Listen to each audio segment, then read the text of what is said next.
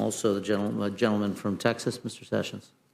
Mr. Chairman, thank you very much, and to Mr. Cole and my colleagues, Mr. Burgess, who I used to serve with, Mr. Perlmutter, and also our new members of the committee that are here. The Rules Committee became my life for 20 years, serving 6 years as chairman, and I never learned to turn on the microphone, and so I need to do that. And Don, who is that young masked man? That young masked man has been around here too, and Don, thank you very much. He's half the man he used to be. He is half the man he used to be, and very proud of him for that recovery. Mr. Chairman, I join today not in the same necessarily ask of the committee today, but I too bring the Constitution of the United States with me today in my testimony. My testimony is concerning the end of Title III of S.Con.Res 14. Mr. Chairman, I'll refresh the committee, if I might. The Fourth Amendment of the United States. The right of the people to be secure in their homes, their persons, their houses, their papers, and effects against unreasonable searches and seizures shall not be violated, and no warrant shall issue but upon probable cause by the oath or affirmation and particular describing the place to be searched and the persons or things to be seized.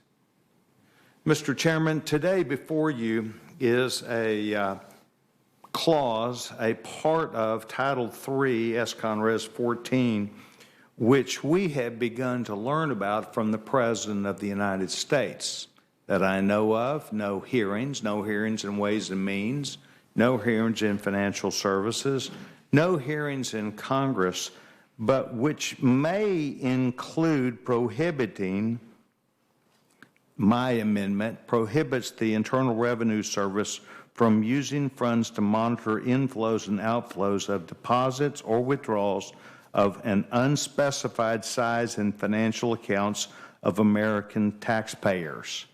So what brings me here today is a clause that is in S.Con.Res 14 Title III, which allows money to be spent where the IRS would come up with the ability to require banks to enumerate those things which are inflows and outflows of people's accounts.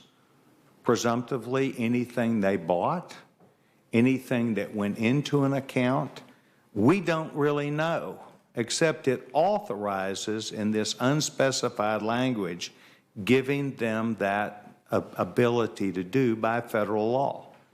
And I believe that this is something that would more than require a regular person to understand what's going to happen, but the people of the United States Congress. I believe that there should be questions that we should understand clearly what is the Fourth Amendment, that we should understand from the Internal Revenue Service what requirements would they be placed on a bank. Would there be a writ as required by the Fourth Amendment? Would notification need to be made? Or would we automatically say to financial institutions, you will report any inflow and outflow of money that comes in bank accounts?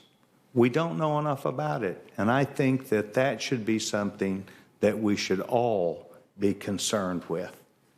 Unspecified, unknowledgeable, no hearings, no questions, and yet we recognize we have the Fourth Amendment to the Constitution. So I would ask this committee to please either strike that language or include my amendment here, because I think this needs to be a part of a discussion that we understand what we're trying to do.